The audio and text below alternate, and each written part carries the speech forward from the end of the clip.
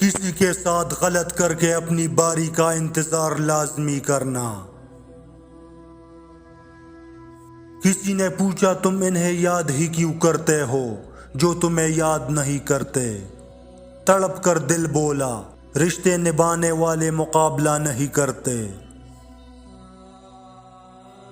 حضرت علی نے فرمایا مشکل وقت میں ہمیشہ دعا مانگا کرو، کیونکہ جہاں انسان کا حوصلہ ختم ہوتا ہے وہاں سے اللہ پاک کی رحمت شروع ہوتی ہے۔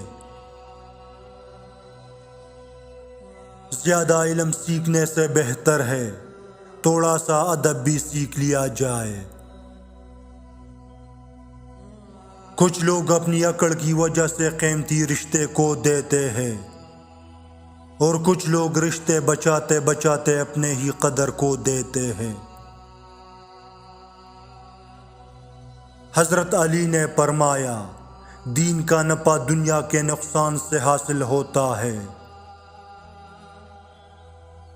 دعاؤں کا کوئی رنگ نہیں ہوتا، مگر جب قبول کر لی جاتی ہے تو پھر اپنا رنگ دکھاتی ہے، پھر معجزے ہوتے ہیں، پھر تقدیریں بدلتی ہے۔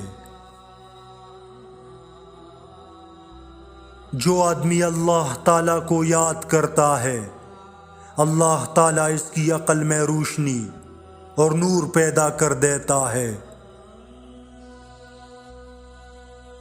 اگر کوئی آپ سے بیزار آ جائے تو ان کی بیزاریت دور کر دے اور ان سے اتنا دور ہو جائے جیسے کہ آپ کبھی تھے ہی نہیں۔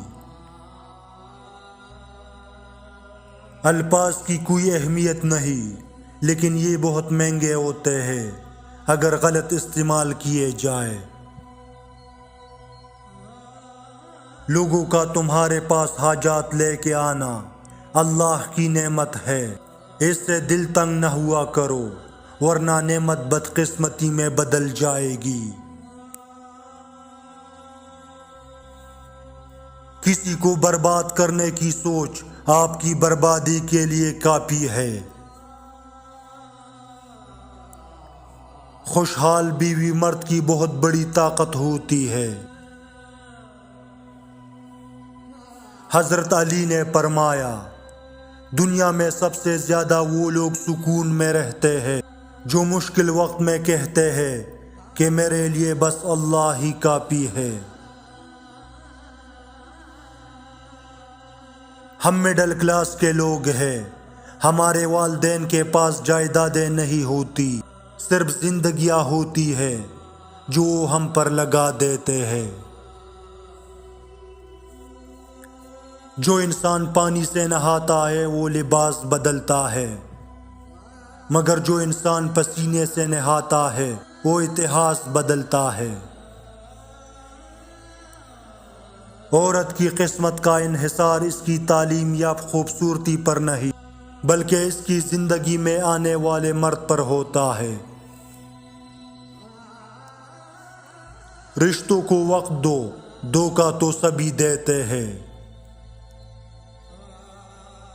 جن کے دل میں مکافات عمل کا خوف ہو وہ کسی کے ساتھ برے کرنے سے پہلے کئی بار سوچتے ہیں۔ لوگ مذہب کے لیے لڑیں گے، جھگڑیں گے اور مذہب کی خاطر مر مٹ جائیں گے، لیکن مذہب ہی کے مطابق زندگی بسر نہیں کریں گے۔ رشتے بنانے سے پہلے رشتوں کا تقدس سیکھیے۔ باتیں بنانے کے لیے الفاظ تو بہت سارے میسر ہوتے ہیں، کردار بنانے کے لیے اعمال درکار ہوتے ہیں۔ اگر تم اللہ کی نعمتوں کو گننا چاہو بھی تو نہیں گن سکتے، بے شک اللہ بڑا معاف کرنے والا، بڑا ہی مہربان ہے۔ سورہ مریم ہمیں سکھاتی ہے معجزے ہو سکتے ہیں، اللہ پاک کی رحمت سے کبھی مایوس مت ہونا۔ اللہ پاک اپنے بندوں کو کبھی تنہا نہیں چھوڑتا۔ اللہ آپ کو مشکلات سے نکال سکتا ہے۔ زندگی جب دیتی ہے تو احسان نہیں کرتی، زندگی جب لیتی ہے تو لحاظ نہیں کرتی۔ بہترین دوست وہ ہے جو تمہاری کوئی ہوئی مسکراہٹ، امید اور حوصلے کو ڈھونڈنے میں تمہاری بھرپور مدد کرے۔ جس نے رب کے لیے جھکنا سیکھ لیا وہی علم والا ہے، کیونکہ علم والے کی پہچان عاجزی اور جاہل کی پہچان تکبر ہے۔ اپنوں سے منافقت کرنے والوں کو میں نے ہمیشہ غیروں کو پاؤں میں گرتے دیکھا ہے۔ زندگی کتنی خوبصورت ہو جاتی ہے جب آپ کا پسند کیا ہوا اللہ تعالیٰ کو بھی پسند آ جائے۔ جب لوگ لکھنا سیکھ جائیں گے تو مختصر لکھا کریں گے، اور جب بولنا سیکھ جائیں گے تو اکثر خاموش رہا کریں گے۔ وہ حقیقی امن اور بلوغت کا زمانہ ہوگا۔ گھڑی کی ٹک ٹک کو معمولی نہ سمجھو، یہ زندگی کی درخت پر کلہاڑی کے وار ہے۔ نا امید کبھی نہ ہونا، کیونکہ اللہ کے پاس کچھ بھی ناممکن نہیں۔ میرے پروردگار مجھے ایسا بنا دے جیسا تو چاہتا ہے۔